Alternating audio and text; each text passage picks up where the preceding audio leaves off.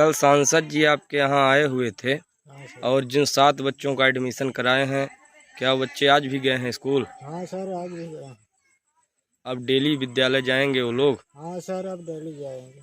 सांसद जी ने आपको कुछ आश्वासन दिया है? हाँ, शासन दिया है, हाथ खुल गया हो खजर के लड़के।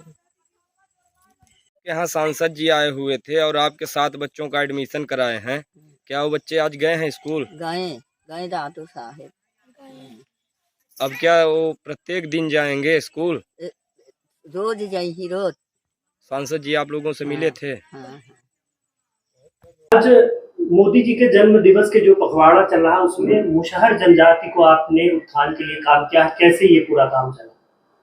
ये हमको लगभग विधानसभा चुनाव के थोड़ा पहले एक गांव में मैं घूम रहा था प्रधानमंत्री आवास देखने। वहां पर एक महिला सूखी पूड़ियों को कहाड़ी और मूसल से कूट करके उसका बुरादा बना रही थी। तो हमने पूछा अपने लोगों से कि भाई ये कौन है, तो उन्होंने कहा कि मुसहर हैं। तो मैं उस कार्यक्रम को निपटाने के बाद जब मैं वापस गया और देखा उनकी पारिवारिक और सामाजिक स्थिति और उनकी आर्थिक स्थिति, तो बड़ा धक्का लगा। और पर उसके बाद फिर विधानसभा चुनाव आ गए, फिर लोकसभा चुनाव आ गया।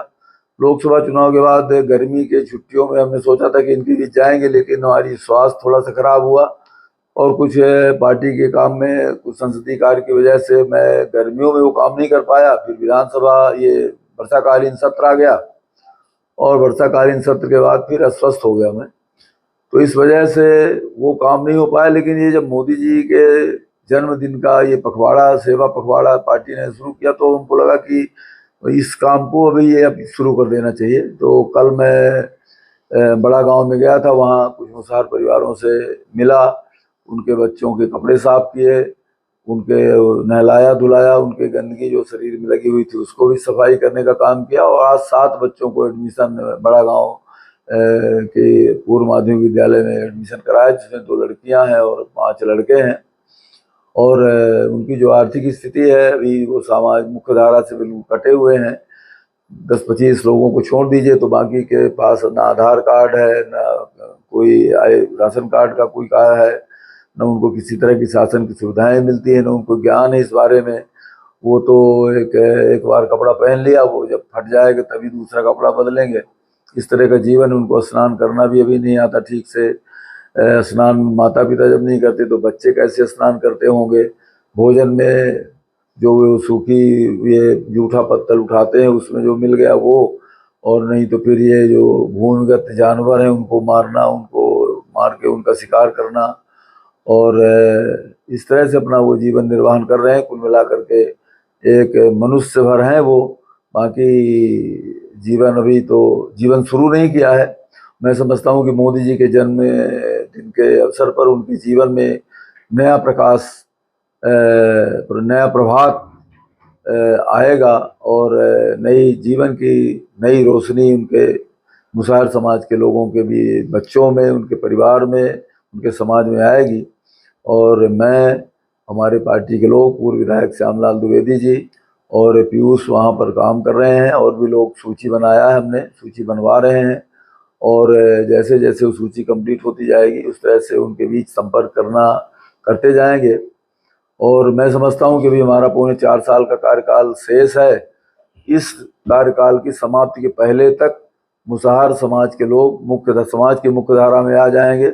उनके बच्चे पढ़ना शुरू कर देंगे, स्वच्छता, वो स्नान करना, नियमित रूप से स्नान करना प्रारंभ करेंगे, कपड़े साफ करना प्रारंभ करेंगे।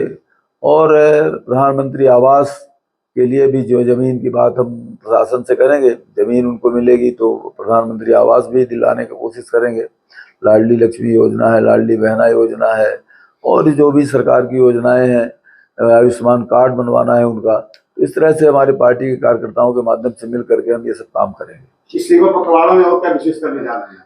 क्योंकि 2 अक्टूबर तक का 2 अक्टूबर को मैं हनुमाना रहूँगा, वहाँ आदिवासी बेल्ट में जाना है हमको आज वहाँ भी, और वहाँ के लिए भी कार्य योजना बना रहे हैं। कोई ना कोई कार्य योजना निकलेगी जो वास्तव में ज़मीनी स्तर पर दिखे कि हाँ एक औपचारिकता न रह जाए, जो वास्तव में कुछ करने योग्य काम होगा उसका अपन जांच करवा रहे हैं कि भाई और क्या करने योग्य है। मैं जब स्वयं जाऊंगा वहाँ एक बार विजिट दौरा करूंगा। दौरा करने के बाद कुछ मुद्दे, कुछ चीज़ें निकलेंगी जो सेवा पखवाड़े में जोड़ने योग्य होंगी, उनको जोड़ेंगे। और जो पार्टी का आया है कार्यक्रम वो तो आप लोगों को मिल ही गया है, तो उसी अनुसार काम कर रहे हैं। उनका श्रीनिवास तिवारी जी की मूर्ति का अनावरण हुआ, बड़े दिग्गज नेता कांग्रेस के आज रीवा में पहुंचे, तो उसमें क्या कहना चाहेंगे? ठीक है, अच्छा है। मूर्ति का अनावरण के लिए तो मैंने समर्थन किया था। हमारी पार्टी, हमारे नगर निगम के जो पहले हमारे महापौर थे, उस समय एक प्रस्ताव पारित हुआ था कि उनकी मूर्ति लगनी चाहिए, और मूर्ति लगने का हमारा कोई मतलब स्वागत है, अच्छा काम हुआ है। और भारतीय जनता पार्टी की सरकार ने जिस तरह की उदारता दिखाई है वो प्रशंसनीय है। मुख्यमंत्री जी प्रशंसा के पात्र हैं, और पुलिस के लोगों ने भी अपनी ज़मीन दी है, उसलिए पुलिस प्रशासन भी प्रशंसा का पात्र है, और मूर्ति लगने से मुझको प्रसन्नता है। 19 तारीख को सीएम के अवसर विधायक जी आप आमंत्रित कर रहे हैं? हाँ, विधायक जी का टेलीफोन कल आया था, और उन्होंने कहा कि आपको आना है, और मैं जाऊंगा, और जो भी रुके हुए काम है, कि नए काम है, उनको शुरू करने की बात वहाँ पर करूँगा।